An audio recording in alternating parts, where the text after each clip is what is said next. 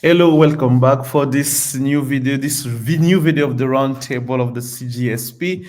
It's been a while since the last time we had that conversation. I remember when we were leaving the last time, we were telling Eriki that, see you next week. But say, we are not really sure next week, but we knew that something's going to happen and we're going to create another content. But the roundtable, we took a bit of a time before making it. We're supposed to make it last week, but due to really incompatible schedule and everything, it just got a bit messy. And this week we say, let's make it today. And today it's going to be me and Cobus. Cobus, it's very great pleasure to have you for this new conversation, this new roundtable of the CGSP. How have you been doing there? Very well, thank you. Yeah, it's fantastic to be here. Yes. How's the weather there in Joburg? Very cold. Yes, Yeah. it's deep at the moment. Yes, we can have the similar kind of weather here in Mauritius. We are managing it. It's not as cold that we see in South Africa, but it's quite well today. So, Kobis, I'm not gonna take much of your time. We're not gonna make it a long roundtable. I don't know. We're gonna see how the discussion goes, but we're gonna talk about two different topics, two topics today. A very interesting one, I believe. That one was that's happened this week. I think that we follow that. You've seen that. It's about the EU provisional tariff on Chinese EV markets. For those who have been following, since last year, around October, I believe, or November, the EU Commission had launched an investigation on Chinese subsidies over the EV industry. They wanted to determine if Chinese automakers, EV makers, were benefiting for unfair subsidies, and that would explain why they're producing EV cars to a cheaper cost like this, to allow them to be able, when you have EV European brands or American brands costing 30,000 or 65,000, 100,000, Chinese car costs a quarter or half of the price and everything. So they wanted to understand really what's happening there, what justify and what explain that that price difference. And we're going to talk about that in conjunction with really Chinese EV investment in Morocco. What does it mean now in light of all of that? What it tells us it today?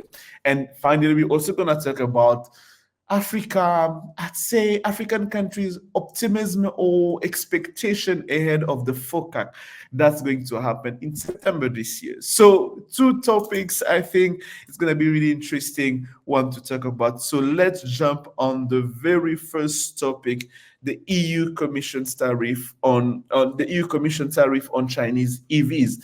So, let me just share with you one of the one very something the communique that the EU Commission had put out this week about Chinese EVs, and really just to tell you the feeling that we do have in Brussels about all of that, and what they do expect and what they're kind of worried about in general. It really just highlights how much, in terms of, I would say, preparation, but in terms of vision, in terms of understanding, the mentality in Brussels is really just in a certain way. So as I was saying, so June this year, this month, as you can see, the communique, Commission's investigation provisionally conclude that Chinese electrical vehicle value chain in China benefit from unfair subsidies. So three main brands have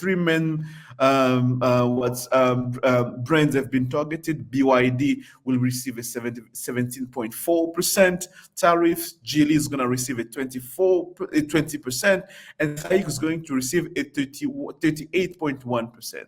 And then you're going to have all the Chinese automakers, those who are going to agree to be part of the investigation, going to cooperate, they might receive a 21%. And those who are not willing to cooperate are going to receive 38.1% of tariffs. So, Cobus, what all those new tariffs are really telling us about what's happening in the EV industry in Europe and what to expect of all of that? This is very interesting for me because,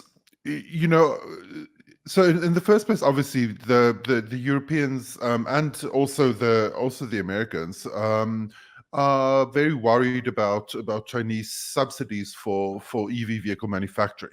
So they're obviously kind of worried that they're being undercut, by some kind of like state-supported, funding situation. But what's also interesting for me is that this isn't happening in the context of that, it's not a situation where European EVs and Chinese EVs are really at the same level, and now Chinese EVs are simply made cheaper. Like the technological level is actually not the same. And the Chinese the Chinese EV brands have really moved ahead very quickly, and in some cases are ahead, kind of their other competitors. So it is this very interesting situation where Japan, Europe, and the US are kind of like not allowing some of the kind of like leading technology in some of the kind of EV fields, not allowing that into their market. And so there is this interesting situation where all of this high tech, and this is e.g. EVs, but also to a certain extent solar components, are now flowing into the global south, while the global north is kind of essentially kind of like keeping older technology, kind of as at the center of their EV universe. So that's a weird shift, kind of like it's that's different from before, I think. They're depriving themselves from opportunities to upgrade their own EV industry and EV landscape. Because I was really thinking, I was like, what's the move forward here right now? And I remember I saw a comment from a guy on Twitter that was saying that there is no way Europe or the US will be able to move forward into green transition without China subsidize EV industry. Because the reality is, when you look at the market where it's presented right now, you realize that without a strong government support behind energy transition, behind those EV industry, basically, if you let the market decide, we will never go to green transition, because the market will tell you that, we still need fossil fuel. The market will tell you that this is the way to go. And if you follow the market, if you say, we're going to let the rule plays out the way we want it to play, we might find ourselves like, all the goals that we've put for 2030, 2050 are just going to go for 2000 and 200, because the market will dictate you to go slower than what you want to go right now. So, and I'm kind of really, can you really move forward into green transition without really having this Chinese EV subsidized? I mean, in my sense, I think it's really impossible at this point. I think so. I mean, and in a lot of ways, and again, this is also true, I think, for solar, is that sure, I mean, from the US European kind of perspective, like, this is kind of unfair business practices and subsidies, and sure, like I can see that logic. But at the same time, from a global like climate perspective, like pumping a lot of cheap solar components and a lot of cheap electric vehicles into the world is actually a good thing, from the perspective of actually having to have a workable climate transition. That is very helpful, actually, kind of, and it's actually not being replicated by, kind of, it's not like now that they're putting up these tariffs, they're going to use these tariffs to similarly produce super cheap solar components and so on in Europe and the US. They're just not, so in a way, it's like, so now trade issues have to come before climate issues. I don't know, like the whole situation made me like I was kind of thinking about it, exactly, because the market is telling them basically, guys, you cannot produce those EV at cost. It's impossible. Your market level, your economic level is at the level where you are not equipped to be able to produce a 10,000 or a 15,000 USD EV cars, a very good one. You cannot. And you putting tariffs, it's okay. You are protecting your industries, but you're not protecting your consumers, because your consumers still gonna have to buy very expensive EV cars. Exactly. And what's happened here? Because you have a case of, say, climate change agenda on one hand and trade and geopolitics, because I don't believe it's really trade, because let's face it, for so long we've been all accustomed and we've been okay with, some part of the global industry will happen to China. The manufacturing will happen to China. China will produce everything else because it's cheap and everything. If it was not for the geopolitics, if it was not for all the geopolitical tension that arose from the last, 5 to 6 years, it wouldn't be a debate today. It would not be a debate to have cheaper Chinese EV cars, because they'd be like, yeah, it makes sense. It makes sense that to have cheaper Chinese EV cars on the market. And this is something for me that I just find it's mind-boggling. I'm like, what's the way forward? What the move forward? You don't innovate. You are structurally incapable of doing something else. Yeah. And go ahead. Especially because, like the cars at the very low end of the price market, these kind of like $10,000 and $20,000 EVs, those are not really a product category that these Western companies are pursuing anyway. Exactly. It's like Tesla isn't making a little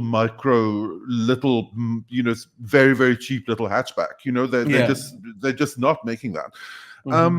So I was wondering kind of what the effect, as you say, these tariffs are going to be absorbed by consumers in Western countries, and you're already seeing in all of this kind of politics in Western societies around, like particularly in the US, kind of like this.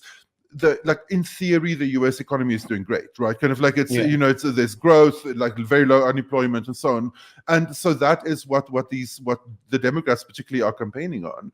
But at the same time, like when you listen to the popular press in the US, there's a lot of resentment and a lot of people saying like our kind of like cost of living crisis is not being acknowledged. Yeah. And I mean, the tariffs is going to increase that problem, right? Kind of like it's because it's mostly going to be affecting poorer Americans and poorer Europeans, the people who would want a $10,000 EV to begin with, and so it's just the way. It almost seems like tariffs is kind of the only tool they have, to deal with this problem, and now it's going to have a bunch of unintended consequences, kind of that they don't seem to really be taking into account. Yeah, that's really, really interesting to see what's going to happen with that. And in all that situation, we saw China, I don't know, fighting back. I won't mention the Chinese because the Chinese kind of fought back. They come with a reaction, I think, yesterday and the day before yesterday, threatening European product imports to exports to China. They're gonna look into dairy product. They're gonna look into a wide range of products, and they really also intend to put themselves in that position of we're also gonna go on those trade war, because apparently this is the only language that the Europeans seems to understand, since they follow through with the US that impose 100% tax on Chinese EVs. That's just crazy. But in all that, China also has put a point in strategy where we are seeing much more Chinese company EVs investing in third countries, in Morocco, in Hungary, for instance, as well. So let's take a look and to what's happening there with Chinese Gotion, and that's really that intend to invest a 1.3 billion project on EV in Morocco. Let's take a look on that. On Thursday, June 6th, 2024, the Moroccan government announced that it had closed a deal with Gotion High-Tech Company Limited, China's fourth largest electric vehicle, or EV battery maker, to build the first electric battery gigafactory in the Middle East and Africa. The state-of-the-art facility, set to open in Kenitra, Morocco by 2026, will cost 12.8 billion Moroccan dirhams, or $1.3 billion, and create thousands of jobs, marking a significant milestone in the North African nation's burgeoning automotive sector. The announcement was made during a signing ceremony in Rabat on June 6th, presided over by Prime Minister Aziz Akanaj. So this is basically what has now happened there, where we see now Chinese Gotion, and not only Chinese Gotion, we also have other Chinese automakers, Chinese EV industries investing in Morocco, now trying still to get access to European market, because now Morocco has a free trade agreement with the EU. Anything produced in Morocco, can get in Europe free of tax, free of tariffs, and everything. And Morocco, as I think I've mentioned that few months back in one of the paper I've produced, is like how Morocco is becoming this unintended winner in that geopolitical tension and everything, where China is trying to maintain its access into European market, going through third-party countries, and really remaining relevant in that space. Do you see that strategy going forward, or even expanding much more on the other aspect beyond EVs there? I do think so. I mean, it'll be interesting to see whether there'll be moves against, kind of against Chinese companies producing in third countries. I think there's been kind of calls in the US for some kind of like adaptation of these regulations to also target Chinese companies that produce in Mexico, for example. And so it'll be interesting to see whether there are kind of mechanisms to do that, and whether they actually will pursue that. I think in the short term, I think it certainly seems great for Morocco, and it'll be interesting to see then whether these production facilities that are northward looking, kind of like that are kind of like aimed at exporting to Europe or exporting to the US, whether they also start exporting southwards, kind of whether a Mexican company starts also sending stuff into South America, or or the Moroccans into the rest of Africa. If so, I think that'd be great. I think that'd be, that's the kind of intra-African trade that the AU is also always saying they want. So that could be another kind of unintended consequence of all of this. But me, I'm kind of worried. I'm really wondering if, except in sub-Saharan Africa, except a few countries like maybe Nigeria, South Africa, few countries really have the ability to absorb and to really become sustainable market for EVs. In Africa. Chad isn't going to be buying a billion Chinese EVs. Come on. I mean, Niger is not going to start buying new 15, 20,000 Chinese EVs. So at some point, Europe still remain that big market for Chinese companies, and when they're investing in those places, in countries like Morocco, I don't think they have sub-Saharan Africa in mind, though. They really don't think so. And even if they had sub-Saharan Africa in mind, they wouldn't go to invest in Morocco just to sell cars in South Africa. It's just like, it doesn't make sense. You just better go build your EV industry investment in South Africa. Yes. Yeah, exactly.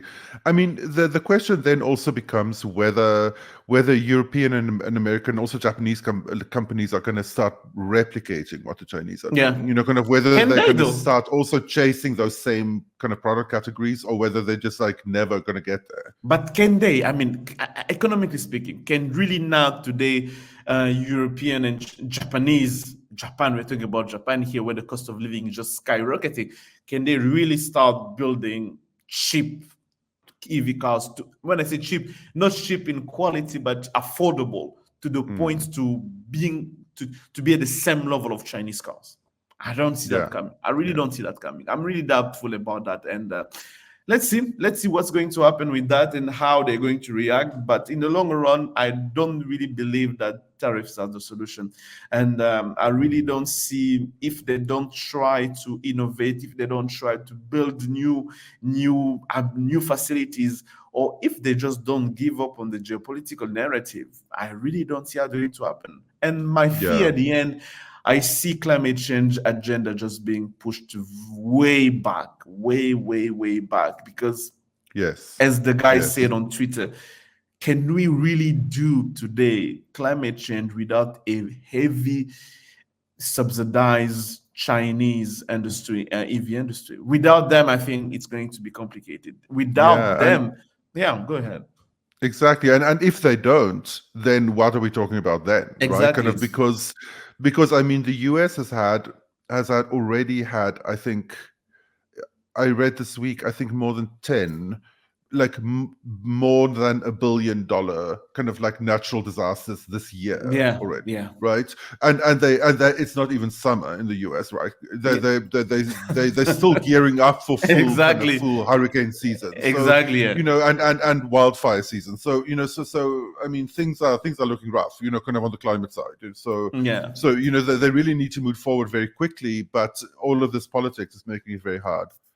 Yeah, all this politics really make all the situation very hard, and we're gonna keep an eye on it, and we're gonna see what's going to happen. So let's jump to our second topic of the day, and for that, I'm gonna just play you a very short video, and a very interesting one, and gonna tell you about the different feeling that's also happening in Africa ahead of FOCAC that's going to come in September this year in Beijing. We make very good progress insofar as continuation of the SGR from where it is in Naivasha to Uganda. Kenya has secured a commitment from China's Exim Bank for the funding of the standard gauge railway line from Naivasha to the Uganda border. Roads and Transport Cabinet Secretary Mr. Kipchumba Murkomen said that Pan-African lender Africa Development Bank and Kenya's own Railways Development Fund will complement the Chinese as Nairobi and Kampala continues to woo more financiers for the cross-border project. Mr. Murkomen spoke on the sideline as President William Ruto hosted his Ugandan counterpart Yoweri Museveni on Thursday last week at the State House, Nairobi, where the two leaders threw their weight behind the joint project, which is meant to go all the way to the DRC Congo.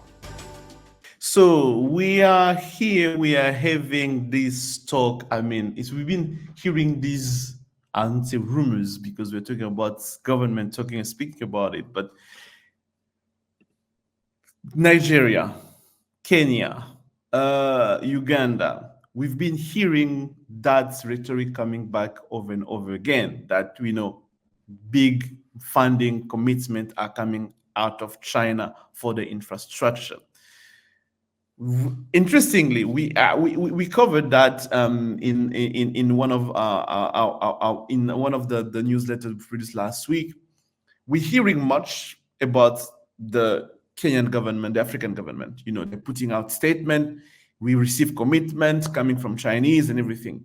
But interesting enough, it's quite silent on the Chinese side. There's no official statement, nothing said from Sinosure, from China Exim Bank, nothing in a way that, you know, yes, we are backing up all those projects. I don't want to say here that African governments are lying. I just want to say here, there is a pattern where African government tends to make, a bold statement when it comes to China around funding, knowing that China, if it's not true, that China will never come out and say, you know, it's not true. So do you really see the same thing I'm seeing in this case here again? Yes, definitely. My feeling is that they are trying to, in a moment when China isn't saying anything, they are trying to kind of like publicly nudge them, you know, kind of in that direction. They're kind of like putting it out there, like put these kind of like trial balloons, you know, trying to, like, in the hope that it will then kind of, I think, add pressure on the Chinese, you know, to kind of to respond or to come back to those kind of funding levels. But I have to say, I don't know that that's realistic, you know, just kind of like judging by where China is at the moment. I don't know that they're really in the market for that, but, you know, but the Africans seem to think they are. Otherwise, you know? This is very interesting. And I won't say the Chinese are not in that market. They are in that market, but on a different segment. I'm gonna take the case of the Tazara Railway. On the Tazara Railway, China itself come out and say, I'm gonna put $1 billion there on the Tazara one. But still in Tanzania, in other projects, they're just shying away. They're just keeping their mouth shut. They're not saying anything. So I do believe that there is a sense over there where they say we can really put money where we do believe there is a geostrategic, geoeconomic interest that are really heavy on that part. We're gonna put our money there. If it's all the just commercial project, That's, where the business is not really sure, we're not really going to put our money there. And this is, I think that it's not they don't have the money. They do have the money. I just believe that they feel that it's really not in their priority right now to just finance commercial projects in Africa. Yeah, yeah. And, kind of, I don't know. Look, obviously, infrastructure, in the first place, there's lots of different kinds of infrastructure, and it depends on which particular kind the country needs. Yeah. But I think in some cases, like the kind of large, very flashy infrastructure that some African countries have been really pushing for, particularly for like large rail networks, I think it still is tricky to show the direct kind of like economic impact from those sometimes. Yeah. Kind of like, I mean, obviously the long-term impact of a rail line that connects one big center to another, like that is cumulative over time, right? Kind of, and it's expensive to put in at the beginning, and then it kind of pays for itself over time, and and it becomes more and more valuable. But at the same time, to show, if that's happening on the back of taking on a huge sovereign loan that is then where everyone has seen over the last few years where like shifts in kind of currency and interest rates in the US can suddenly push a country like Zambia full into debt. Exactly. Then the kind of the economic impact has to be immediate, right? Kind of like it has to start making money right after you commission it. Yeah. And those kind of large regional rail systems don't necessarily do that immediately. And in that sense, I then wonder if there might be other infrastructure that would actually be more like better bang for the buck, like kind of like electrification, for example. Like just kind of like green kind of microgrids. To make sure that that sections of the country are now energy independent and suffer no blackouts, for example. That seems to be more, and cheaper. Yeah, but I think that you also gonna meet the same problem to a certain extent, because you're gonna have they're gonna tell you, we are going to build this microgrid here or this hydropower, big hydropower here, but there's no consumption, because this is the basic, pretty much almost the same argument that you do find with the railways.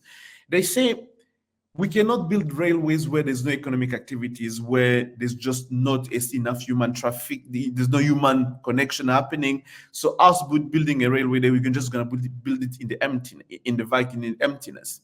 And the same argument is also made for big hydropower and any micro electrical power project to say we are going to generate that much electricity, but who's going to buy it? Who's going to pay for it and everything? And this is one of the arguments that you put forward by saying that it's because those projects are so long-term for those African governments to hope that we can secure loans that are short-term, because China doesn't give those loans for like a 30 years or 15 years or 20 years of grace period. No, you have a 3-5 years of grace period, and then you start paying off. So you really need to make sure that within the next 3-5 years, when we launch this project, and mind you, an interesting part, the grace period start counting when they're still building. It's not like we've commissioned and then we start counting 5 years. No, it's like as long as the money's out, we start counting then. So it's really become very much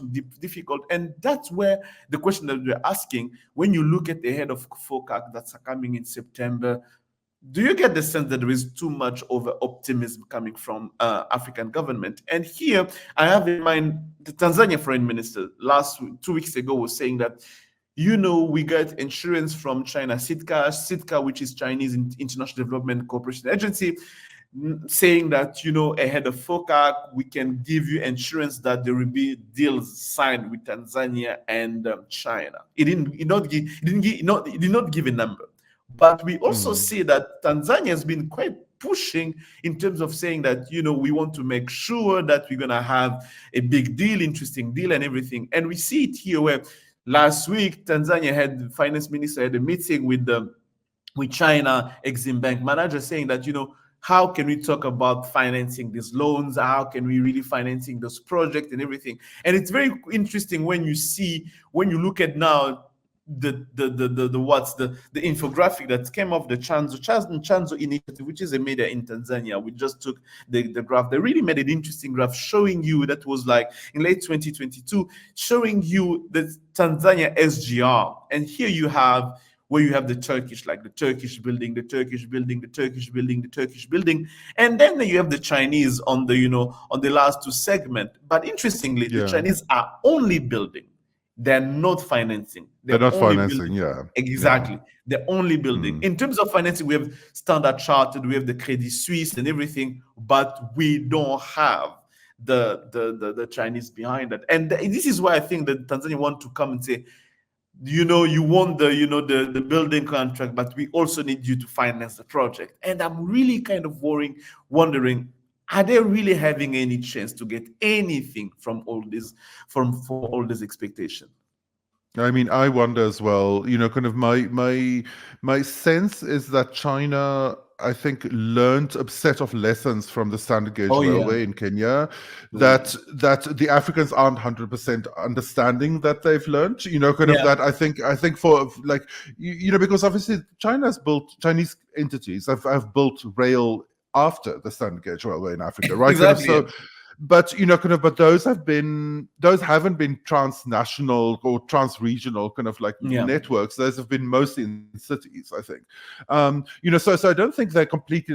I don't think the Chinese are completely like, oh, building trains in Africa are impossible. I don't think they're saying that. But I think they're very wary of this kind of like, oh, it's regional, going to be next several countries across the border and so on. Like that situation, I think they've had the experience with that, and I think they're worried about that.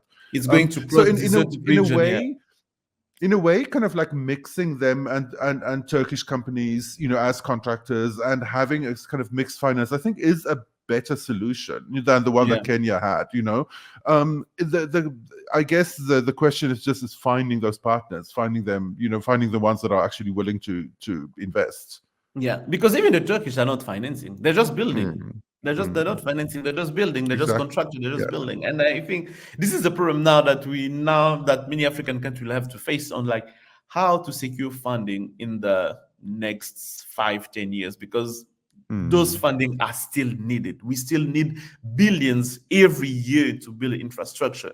China is taken back. It's taken a step back, only picking and choose, because as you say. It's not that they don't have the capabilities to build railway. They can do it. They're just now choosing maybe to build like the model that we saw in Nigeria, where they're building subway lines in Abuja, in Lagos, to allow them, like, at least there we do know there is traffic. We do know there are people moving forward. There is actual economic dividend that's going to come out of this project. But asking me to connect one city to another city in Tanzania or to Zimbabwe or wherever, knowing that it's going to cross desert, like where there's almost no human activities or no economic activities, and you're asking me for 2 or 3 billion for that, it's quite dangerous. It's quite risky for them. Yeah, I mean, at the moment, like in the 2010s, when China was like, sure, like they were led by recipient country plans, like development plans, kind of, and then lent for that. In lots of ways that worked very well, right? Kind of like, I mean, they had a lot of successful projects, like through the Belt and Road, first kind of Belt and Road era, but at the same time, they ended up kind of like taking a reputational hit, sometimes I think where they didn't really deserve it necessarily, kind of like in some cases, obviously there was like a lot of opacity and corruption, I think, in the SGR kind of deal. I mean, that deal is still really problematic. But in some cases, like I think the Chinese ended up like taking a reputation hit for for inherent project problems, or like because projects weren't 100% planned out by recipient governments, I think.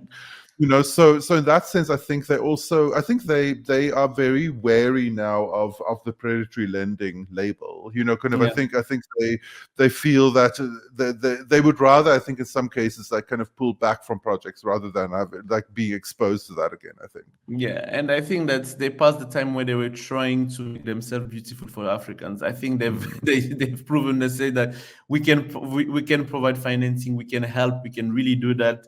Yeah. We don't have to prove ourselves anymore. We've done that Yeah. before, and you putting us in a position where we need to be financing very risky projects is really not the case anymore. And I do believe that this is where many African countries have missed the opportunities to really get the best of Chinese financing grace period when it was in during that time. Yeah, I think so. And also I think now they have to be a lot more creative in terms of how they design projects. The projects have to immediately have a payoff, but they also have to be very creative, I think, in terms of how you structure the financing.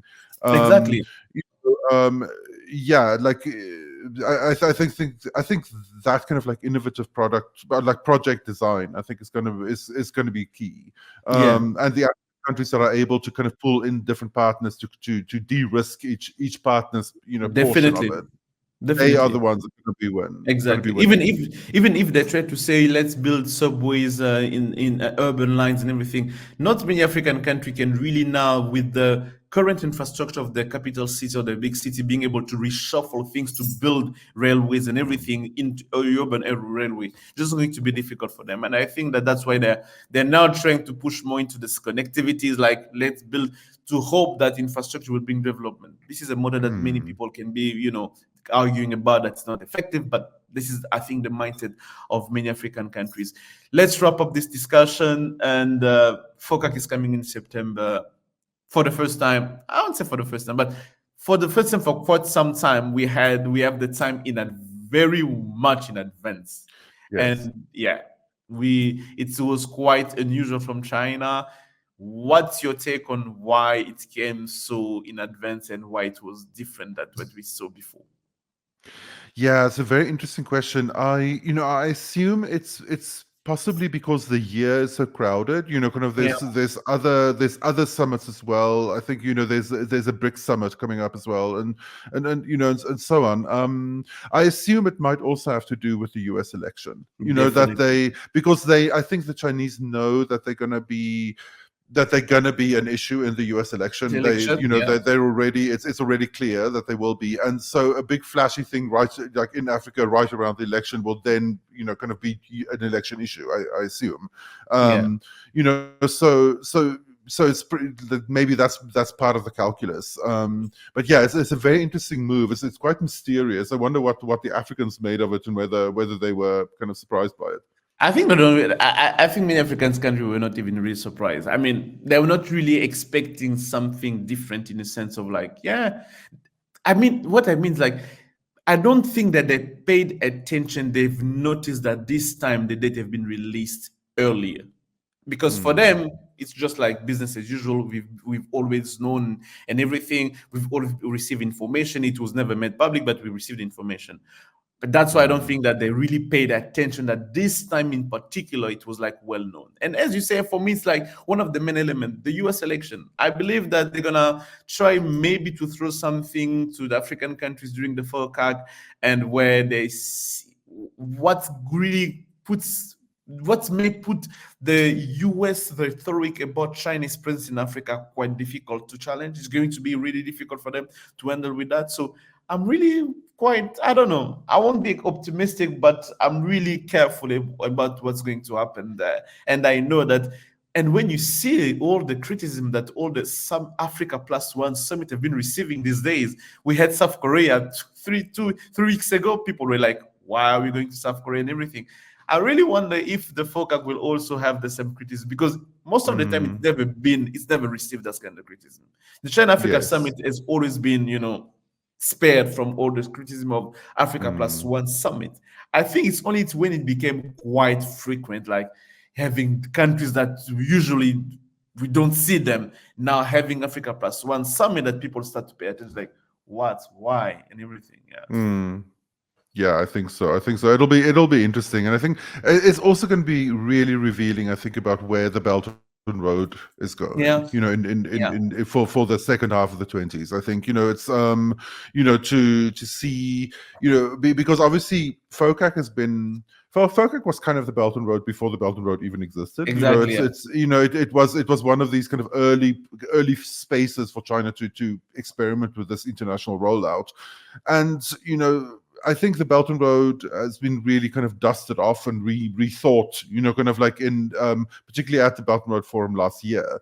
And that kind of gave the first indications, I think, of that, for example, green energy is going to be a big thing, kind of in new Belt and Road projects. So I think FOCAC is going to be this kind of confirmation or like clarification, I think, of what they're interested in supporting.